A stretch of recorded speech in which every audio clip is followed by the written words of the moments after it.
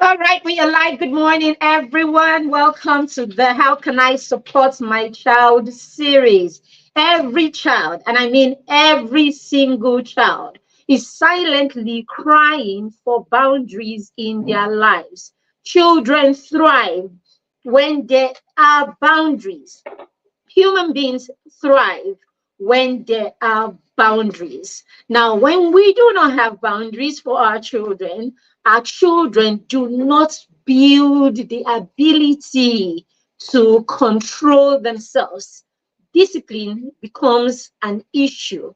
Self discipline becomes something that is lacking in the life of their children. So, if our children are ever going to be able to direct themselves, take initiative, make informed decisions, and of course, become disciplined, then we will have to introduce this by helping our children grow within boundaries. Welcome to the show.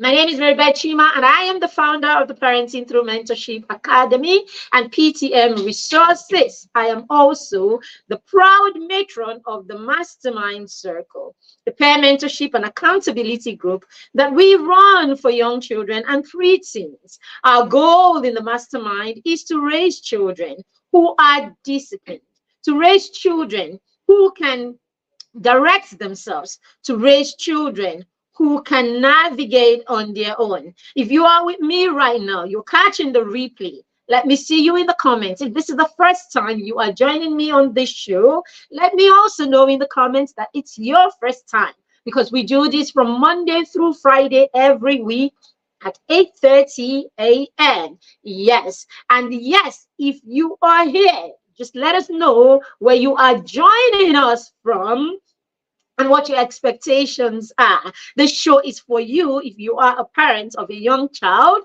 if you're a parent of a toddler, a parent of a school-age child, a parent of a preteen. I even say for teenage parents, parents of teenagers, this could also do you well, especially if your child has got some gaps in their development or they've got some gaps on your journey. All right, so there's always something that you can take and apply firsthand on your journey.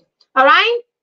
So if you are watching me on YouTube and you have not subscribed to our YouTube channel yet, then this is a great time for you to do just that. Why don't you go ahead and hit the subscription button and subscribe to our YouTube channel? And if you are on Facebook and you have a friend who needs to be here right now, why don't you go ahead and invite them to be a part of the show this morning? All right, today we're talking about how we can set appropriate boundaries for our kids. How can we support our children to understand boundaries, set boundaries for themselves, and then, of course, thrive within those boundaries. We started this series yesterday, or we started this episode yesterday. So today is going to be a part 2 of the episode from yesterday. So I'm not going to go through why we need to do this or the importance of these, because we covered all of that yesterday.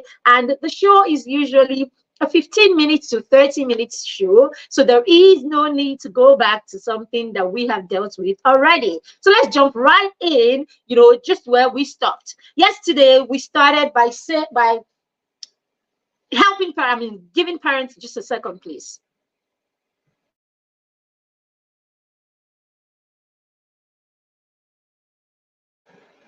All right, so back to it.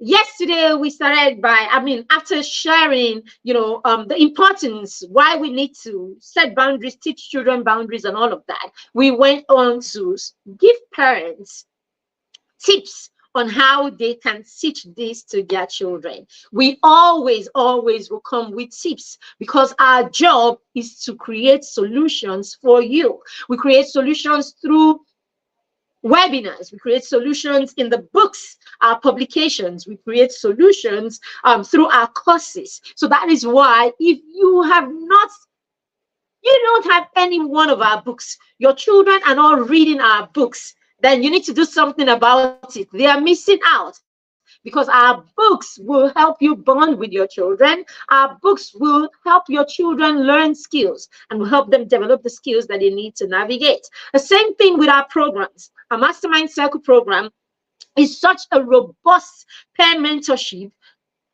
real peer mentorship, um, mentorship, and then accountability. Yes, in the Mastermind Circle, we mentor your children. I work directly with your children as a model, guiding, supporting, and of course, giving them the accountability that they need on their journey. Apart from that, we introduce them to mentoring each other and inspiring each other. So the children will be inspired. They inspire one another and they motivate one another. So it's a peer mentorship, and accountability program.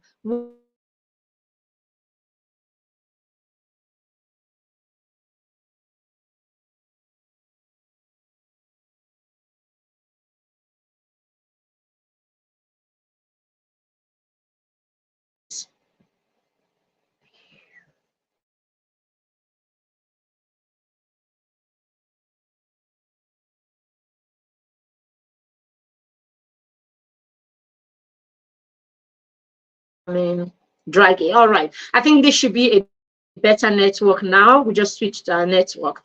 Give me a second.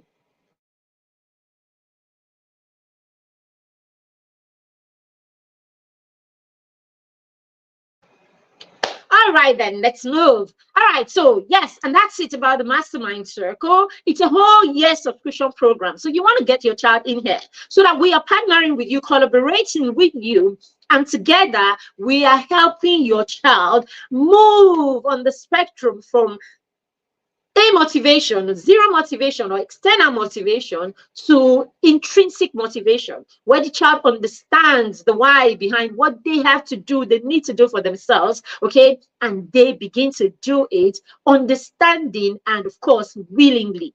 This is where we are going to, where our children can direct themselves, our children can take initiative on their own, our children can build executive functioning skills that they need to navigate, and our children can build other skills like empathy. Of course, we point them seriously to finding their superpowers, meaning the gifts that they have, the talents that they have, the things that come easy for them, and of course, the things that they're interested in. And we help them build this by helping them build skills around this area so that they can become people of value through the solutions that they provide in your home, in their community, and of course, to the world.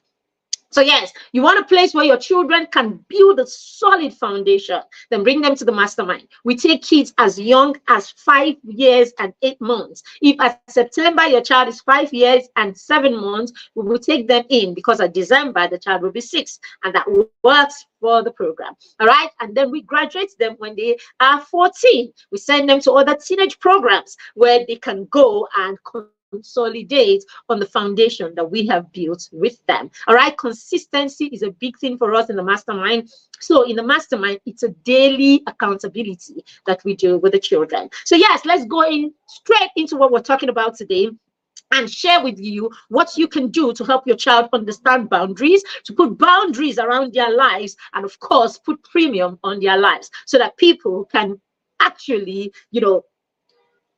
treat them the way they deserve to be treated, treat them the way they have asked to be treated because of the premium that they have put on themselves. When I talk to the children in the Mastermind Circle, I tell them when you go into a supermarket, okay, walk through the aisle, you will see every product has got a price on it.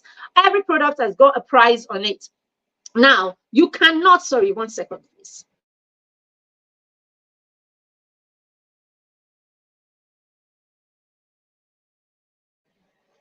I need to charge my device. And all right, so yes, so every product has got a price on it. So basically you can't walk into the shop or into the supermarket and pick a product, right, and begin to haggle or begin to price down in a store that has the price already tagged on it. When you go to the open market, when there's nothing like that, they can say to you, oh, it's 20K, and you begin to, oh, will you give me for 10K, 18K, or whatever. But when you go to the supermarket, you go into the grocery store where it's been tagged, you pick it and you pay for it. And if you cannot afford it, you leave it alone. So that's the same way I say to the children, you need to put a premium on yourself. And it is the boundaries that you create for yourself, the boundaries that you create for yourself, that becomes that premium. Identifying your space and asking people to treat you the way you want to be treated or you deserve to be treated. Now, when you do this, you are able to also treat other people respectfully because you now understand boundaries. But when our children do not learn boundaries, anything definitely would go. So people who do not deserve to be around them are around them, and they treat them shabbily or treat them badly because you have not placed a premium on yourself. So the first thing they need to do is they need to define their boundaries. We started talking about that yesterday. They need to define their boundaries. All right. They need to define their boundaries as far as their emotions go. All right. You define your boundaries as far as your emotions go. You don't take your emotions and you're spilling your emotions over everybody or give everybody access to treating you or having a say in how you feel per time. So we need to raise our children to know that you cannot operate from a place of how people see you all the time. Not what everybody thinks about you should matter. I say to the children every time, people will bully you for all the reasons in the world. People will bully you for being poor. They will bully you for being rich. They will bully you. I really need a charger and I need my people to help me with this. 1 second again.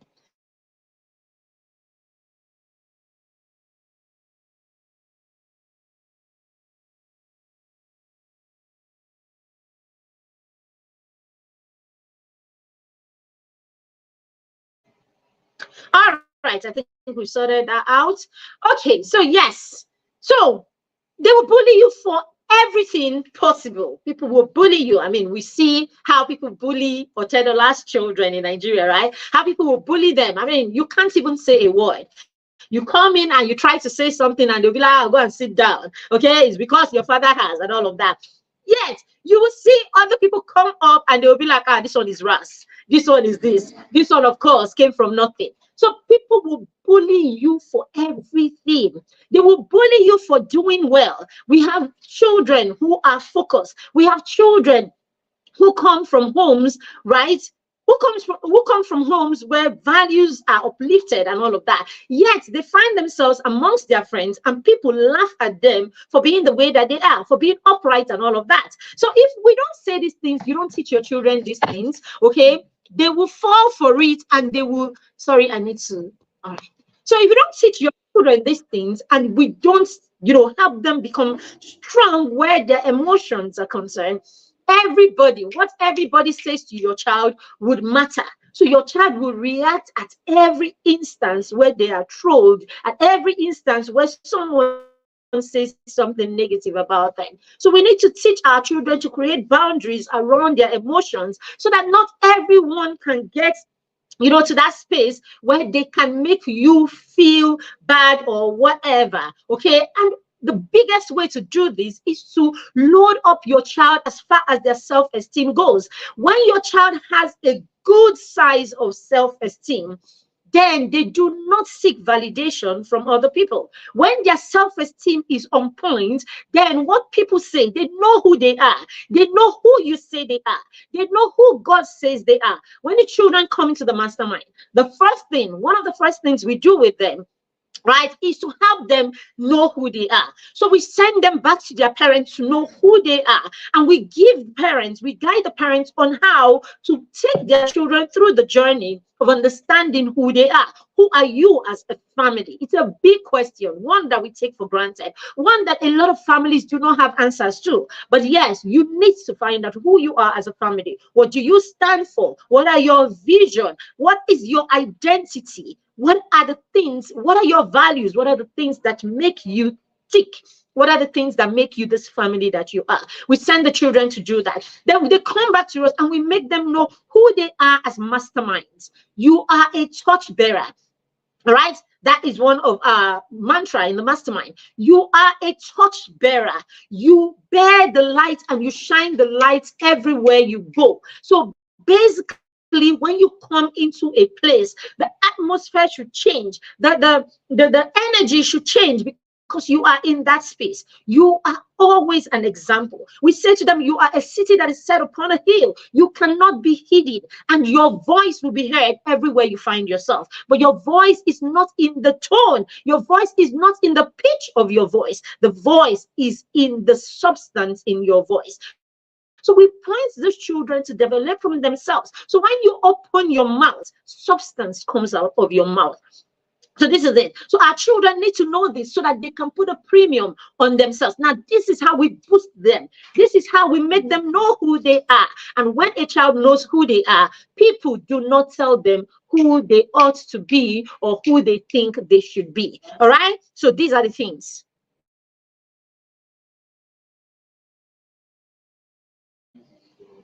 All right. So when we do this, then our children know, sorry, it's the holiday for some people in my home, my niece, my son. So they are in their own world. And I would usually do this on my own and nobody's disturbing. All right. So yes. So that's it. So that's why we need to. So we need to have them put boundaries on their digital exposure. Boundaries on digital exposure. This one is huge. We're going to the next I think tomorrow's session is going to be about creating a media plan. All right. So we're not going to dwell on this too much, but there should be a plan in your home. There should be a policy on what your children can consume, how your children consume this, what your children have access to, what content your children have access to in your home, outside your home, and all of that. How your children get information, right? And what they do with the information that they get. Your children should be, we should teach our children to put boundaries right around these things. When you get something, an information, something you have never heard of, something we've never talked about, all right, at the point where it comes up, you need to, especially when it's a touchy issue, you need to excuse yourself from that place and come home. Let us have a conversation about it. Teach your children not to be afraid to miss out. These are ways to help them create boundaries. I teach the children in the mastermind, teach our kids at home. Do not be afraid to miss out. FOMO should not be a thing for you. Instead, you should love to miss out. So switch FOMO for JOMO, as Atitima will say it, the love for missing out, joy of missing out, basically. So put your children in that space where they are not slaves to the things or the information that their friends have got, because we know what it is. What do their peers really know? That should form the narrative in your child's mind. All right. So teach them how to censor or how to sieve the things that they hear, and then run home with the things that you do not understand, so that you are able to share the gift of perspective and convictions with your children. If we don't set boundaries around these things, our children will not know, and so our children. So that's why you hear them come with all kinds of stories and all kinds of narrative. You are saying one thing, they are saying another thing, and when you ask them, they will say, my friend said, my teacher said, this person said, that person said. So you need to create boundary around this so that you know how to deal with these issues. All right. You want to also create boundaries around your health. All right. Health is a thing, especially in today's world. Health is a thing. Lifestyle and all of that. If you're not having conversations about healthy eating habits, you're not having conversations about what is healthy, body awareness, and all of that. If you're not having conversations about your children being comfortable in their skin, if you're not having conversations about your children knowing who they are and knowing that the way they are created is part of their purpose, that you are black or you are tall or you are not so short or you are plump or you are slim, is part of how God's plan for you was from the very beginning. All right, that you are boy, male, or that you are female is part of God's ultimate plan. And of course, if for some reason you do look, could it be because of the lifestyle? We must point our children to having explanations to everything as far as their bodies go from a natural place. So yes, if you think that, oh, you're adding so much weight, we want to tie it to, okay, the weight could be a challenge because of your heart.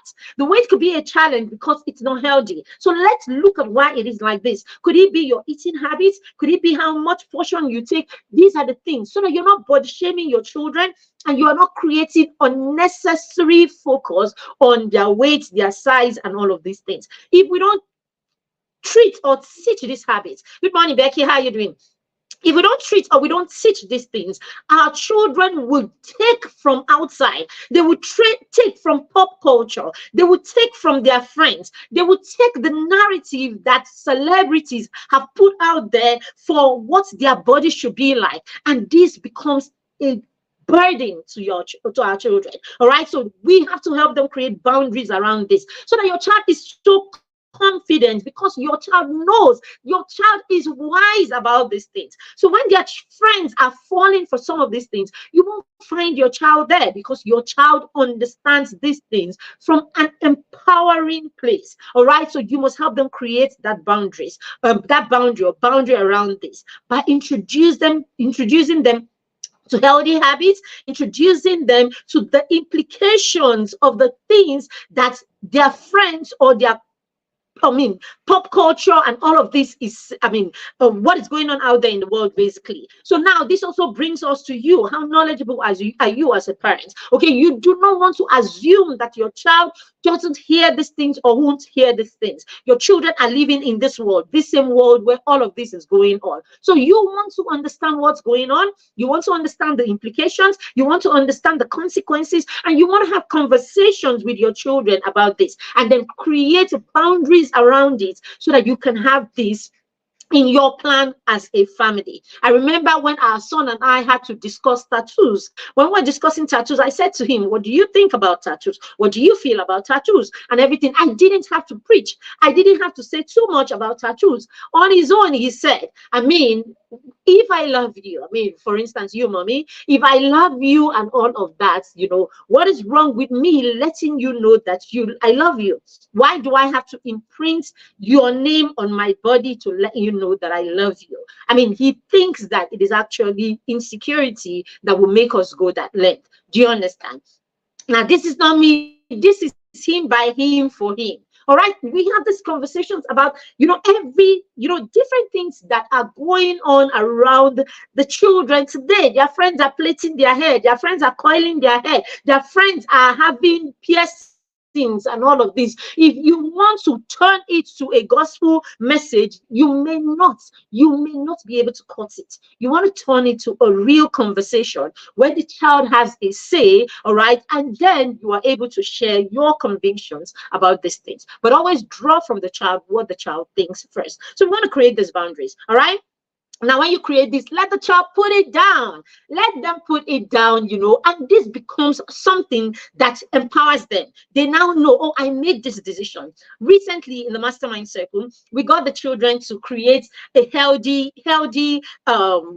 decision, poster, something like that. So we told them to do that, healthy choice poster, and each of them actually created their healthy choice poster. I didn't tell them what to put in those posters. We had, of course, spent the whole of June, talking about, sex conversation. We talked about health conversation being sex conversation, friendship being sex conversation, media being sex conversation, drugs as sex conversation. We tied all of these very important part of their lives to the sex conversation, even your eating habits as a sex conversation. So we did all of this, and they learned.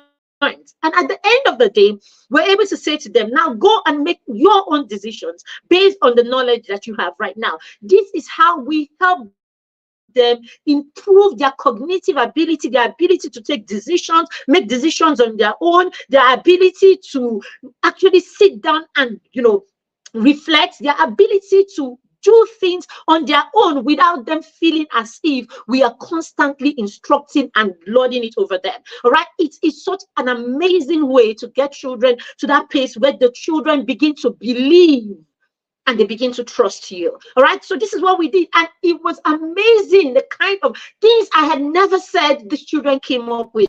Some of them even made decisions they would never take alcohol in their lives. Now, these are 12, 13, 10-year-olds making these decisions. Are we saying they won't struggle at some point? But do you know how, for the longest time, how the fact that they made this decision today, created a poster for it, and stuck it or somewhere? Do you know how much that I didn't write it? Their mothers didn't write it. Their parents. This is them. Do you know how much, how long that alone can, guide the child? Do you know how much of a tool that can be to you as a parent?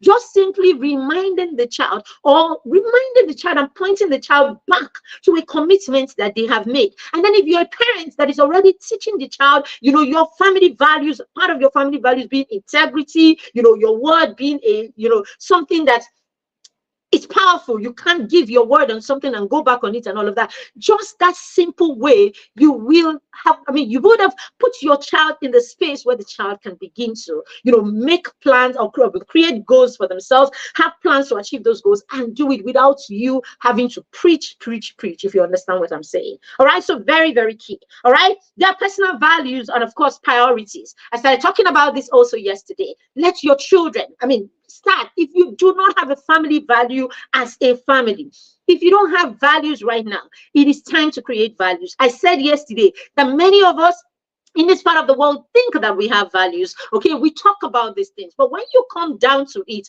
all that we mean when we're talking about values is the fact that, we go to church, we go to mosque, we pray, we know how to greet elders, and that's it. We know how to greet elders. And of course, we've been told many times not to get pregnant, or not to impregnate a girl. Basically, as far as the values go, that's about it. Oh, we don't steal in this house. We don't. It's just don't. What do we do? What do we do? What are our values? We know what we don't do, because that's all we do. We tell our children what we don't do. How about what we do? Who are we? Right? All right. I gave an example yesterday, and I talked about how my niece and I were talking about, I gave her a scenario of a family where, the woman had her mother's birthday. They were preparing for her mother's birthday earnestly for months, and all of that. And just before the birthday or something like that, her husband's mother and her husband's very close relative, parents, died and all of that. And on the same day, she had to go for either the burial or go for the birthday and all of that. And I asked her, what would you do if you were the one? And she goes like, okay, I'll explain to my husband, because we planned for this birthday for a long time, And I'm like, okay, that's an answer. That's actually a choice. But think about it this way, that you have a family value. And as part of that family value, okay, as part of your family values, you have that family comes first over everything. And we all know at the time you have your husband and your children, that becomes your primary family. All right. That becomes your primary family, and then your extended family becomes your secondary family. I be nobody like that for your side. It ought to be, isn't it? So at that point, if you have that value that says family first over everything, like I do, after God, family first. So it's simple. It's easy to make that decision without having to feel guilty. It's actually easy to make that decision, because as it is, your standard is what makes the decision for you. Now, this is what you also want to do with your children. Get them to the point where they understand their standards, as we are today. All right. If our children have anything that their friends are doing, or anywhere that they have to go, even what a school is doing, and that thing comes, on a day that is a family tradition or something, birthdays, anniversary, and things like that. Straight up, our children will say, I can't attend. It's my sister's birthday. It's my mother's this. It's that. It's sealed. Now, if we're going to make a decision to flip anything, it's going to be as a family that we will make that decision. There are times that my husband has had to, be in certain places, right, with friends or at work and stuff like that. And it happens to be one of those days that was big for us as a family. He would always cut it short and show up for family. Sometimes he comes and we're done, and then he goes and shows up there, briefly. When you create this, it becomes a standard in your family. And this standard holds you accountable, everybody accountable. Now, when you have created this, your children will also now understand how to create values for themselves that will become a standard for themselves. So So as they grow older, these values now form how they make their decisions and how they create boundaries around themselves. I talked about yesterday how our son was preparing, for something in school that they had to go with partners and all of that. Could be your sister, could be your brother, could be your friend that you're close to, but you know how teenagers can turn it or to dates and all of that. And I jokingly asked him, so are you going to have a date and everything? His sister, my 9-year-old, was like, no, mommy, we don't date for leisure. So basically put these things in place so that your children their voices can be loud. Now, it's when they know this and you've had conversations around these things, that is when their friends throw these things at them, the children have what to say because they are not regurgitating. At this point, they understand. It has become a part of who they are, and they can actually gladly look at the next person and say, in your mind now, you think that, do your thing. This is who we are as a family. So these are the things. All right. When you do this, it helps them create boundaries around how to communicate and how to have other people talk to them. All right. So as a father, as a mother, if you have taught your children boundaries as far how we talk, we don't use curse word at each other. We do not shout at each other. We resolve our conflicts by doing this, this, this. This is how we talk. No matter how angry you are, this is it. This is not acceptable. This is acceptable. When we have put these boundaries in place, right? In our home, we have our family policy, right? Agreement. So basically, these are the things that we have agreed on. All right. You cannot do this. You cannot do that. Think about these things. Think about the things that are a challenge for you as a family already. If you are an old family, a family where the children are, already preteens, and school age children. Now, if you are a family where your children are toddlers or babies, God bless you. You are so in the right place right now. Create these things and put them in place already so that when the children come, or as the children grow into more consciousness, they can run with it because this is a lifestyle. This is all that they know. Create these things and look for a way to get your spouse on board. I know sometimes it's difficult to get the men most times on board. All right, sometimes a few women, but you have to look for a way to make this work. You have to look for a way to practice this such that they begin to see the results in it. And it will amaze you how, if you can put yourself together. I have struggled with this, at some time in my journey, I've struggled with this, and I had to go and start learning.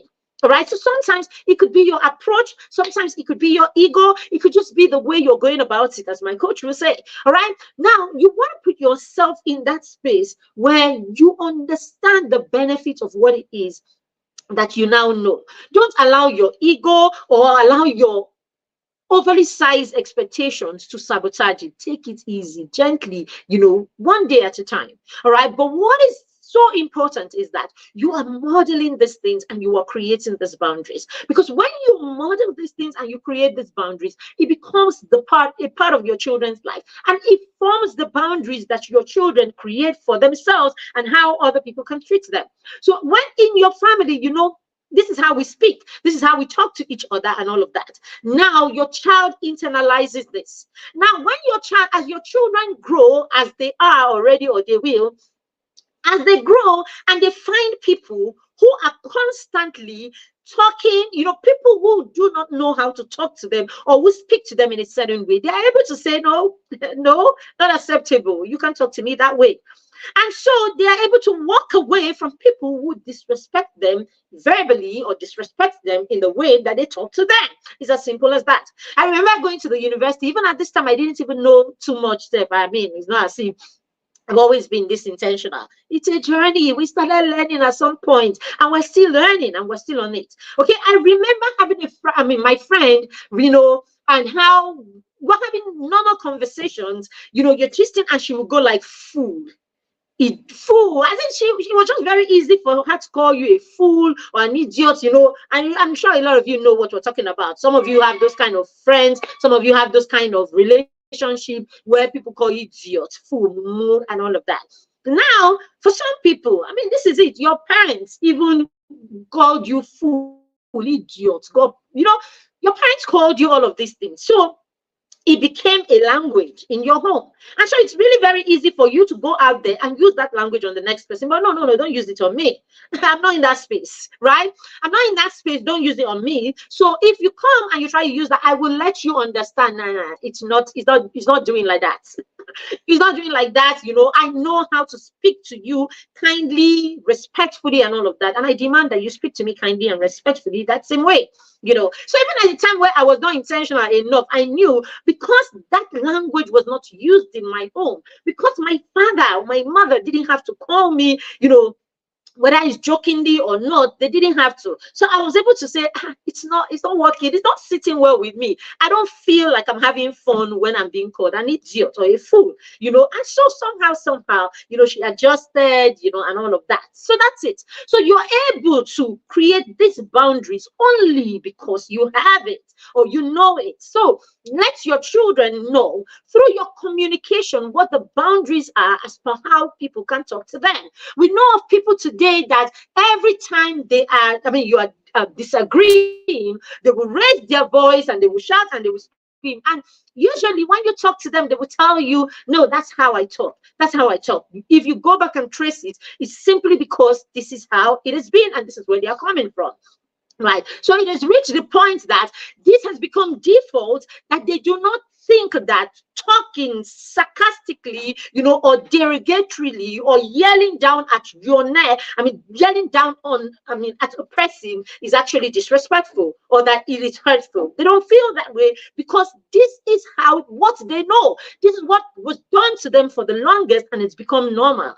Now, if you do not know how you want to be communicated to, you will accept it. But if you do, then you can put a premium so that you don't continue to suffer, right, with someone talking to you in a derogatory way, okay, and you have to stomach it or have to pretend that it is okay.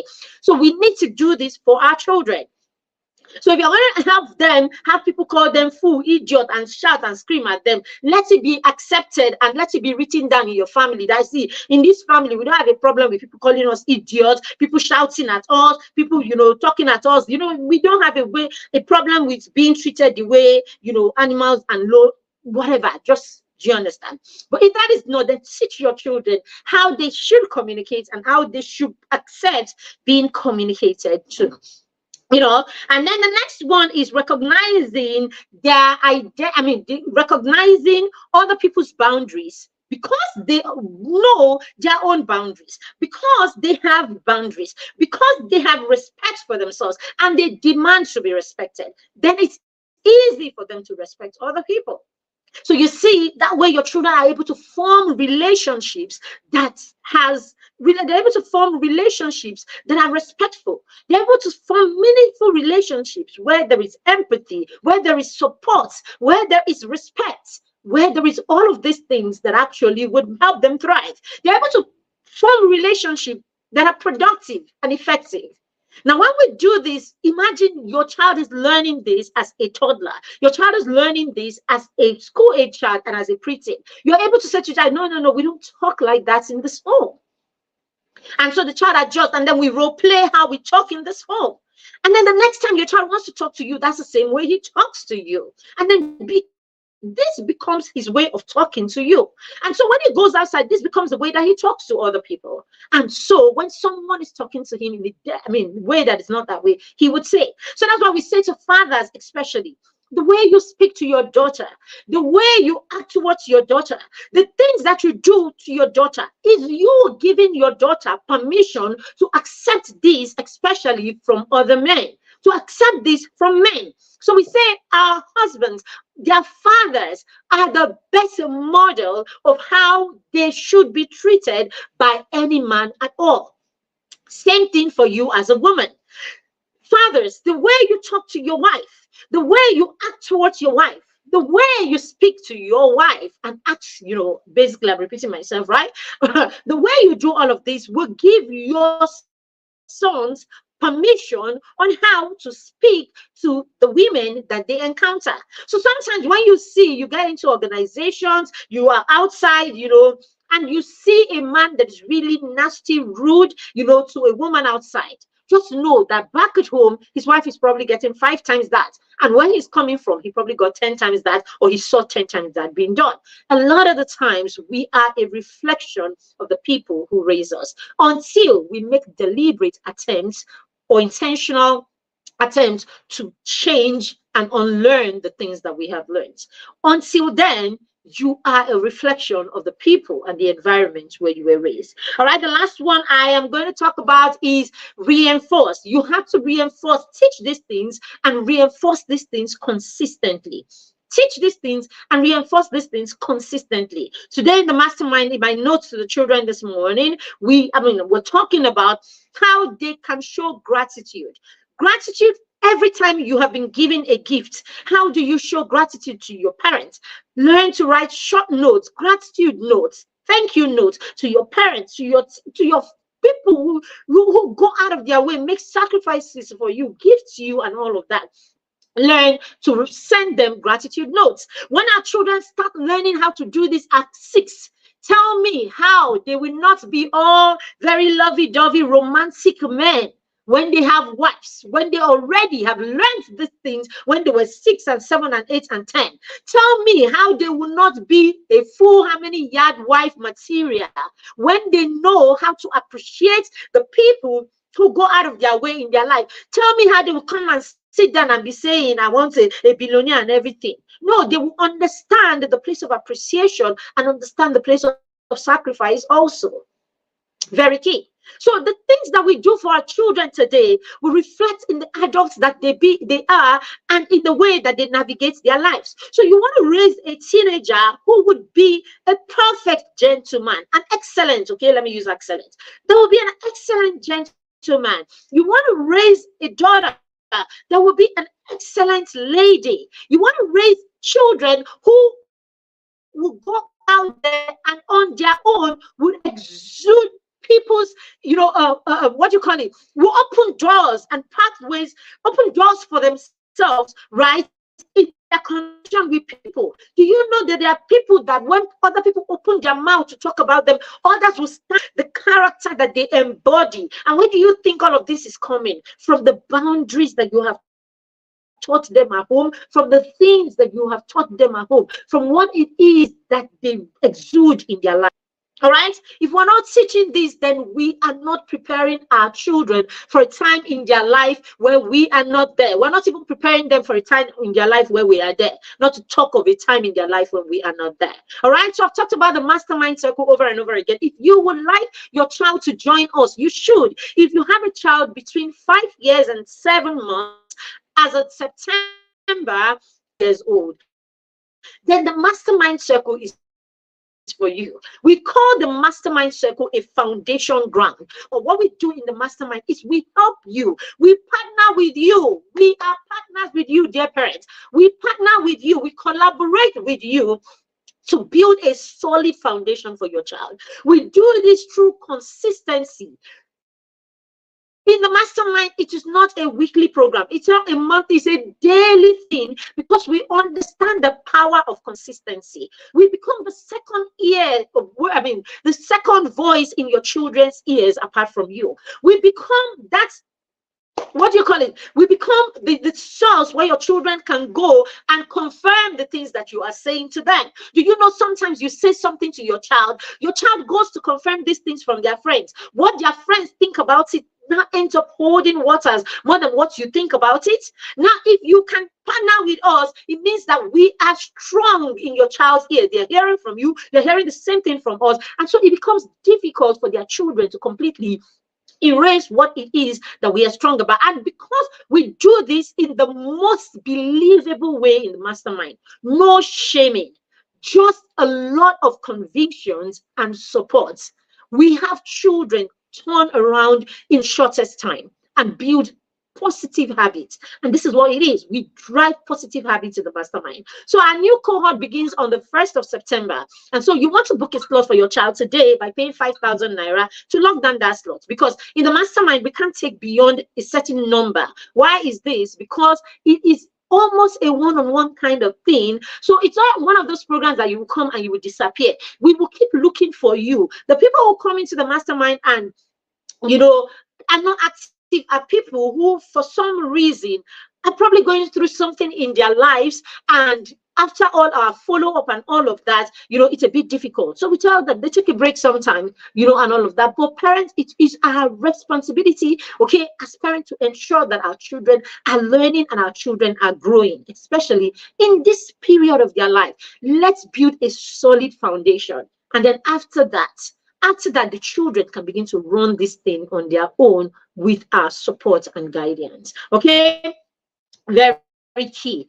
All right, so one more thing, we have a reading challenge. We have our summer, the third edition of our summer book reading fun challenge. It's the most fun thing you will see on the internet, this summer holiday. It's for children 0 to 13. We are going to be giving, it's activities that will motivate the children to read. We have moved children from zero love for books to 100% love for books through this challenge. We have done this year in, year out in the last 3 years, in the last 2 years. This is the third year, and we want to do it again. So if you have a child, even a child who loves to read, come and have fun reading. There will be bedtime stories, there will be tales by moonlight, there will be all kinds of activities, there will be, it's such an amazing, there'll be outdoor activities, we will have bookniks and all of that. It's all online. We'll guide you and you will create magic in your home. But we'll be here to hold your hands and take you through creating magic. So let's bond this holiday using this challenge for your 0 to 13-year-old. If you'd like to be a part of that, just check in the comments, okay? And you will see a link to join the wait list to be a part of this challenge. If you'd like to be a part of the mastermind, the information is scrolling on my screen right now. Just screen grab it and use that to make payment or book your slot for the mastermind circle. I'm so sorry the show is so long today. That's because we needed to round up this topic. We don't want to do a third part of it. So sorry about that. Have a fantastic day, parents. Have a fantastic day, everyone. And I'll see you tomorrow at 8:30 again. My name is Mary Beth, and I'm always excited to be a part of your parenting journey. See you tomorrow.